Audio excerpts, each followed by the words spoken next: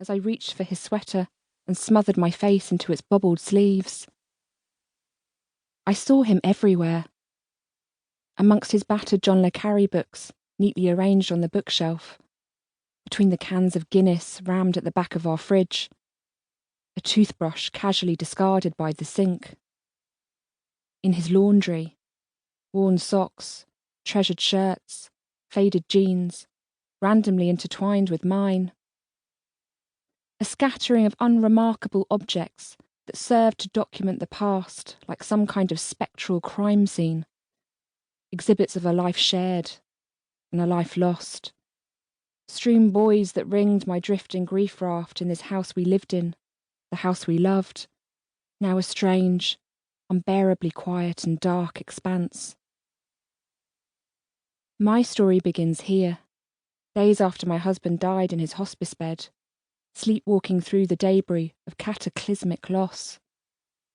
It was a foreign land occupied by shadows and past lives, a time when wakefulness finally succumbed to half-dreaming visions and invading memories.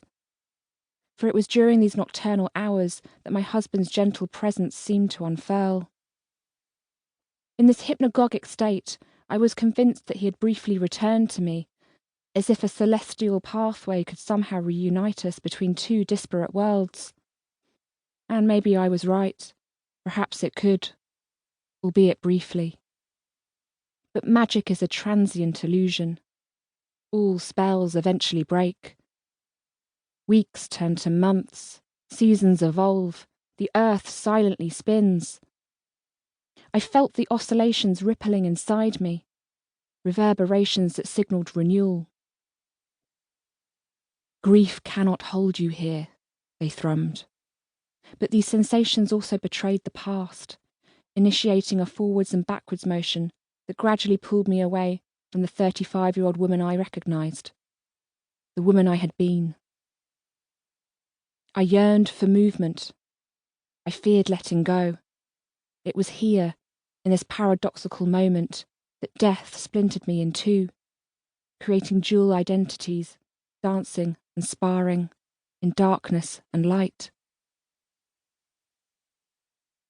In the 12 months after my husband died of a glioblastoma brain tumour, many people asked me how it felt to love, to grieve, to lose. Like a curious head poked through the shattered windshield of a concertinaed car wreck, this is akin to asking the slumped driver inside to point at a body part and show bystanders where it hurts. Pain is essential. It helps us identify our injuries and protect ourselves from any further harm.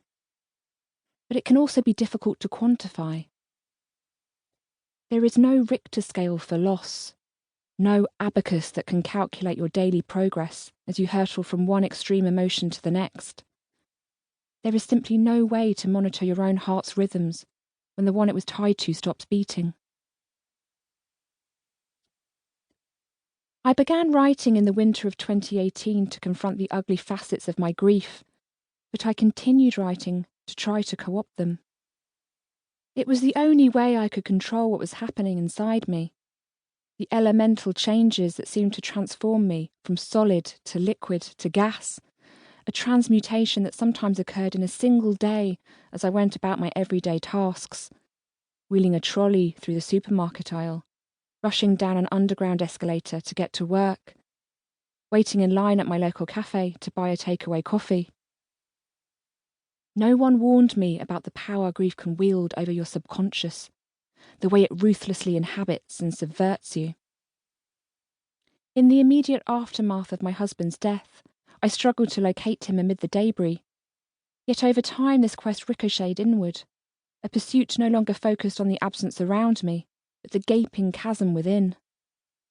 Perhaps that's why I turned to widowed writers, scientific researchers, and academic books to soothe the judgmental voice in my head that told me I was doing it wrong, grieving badly.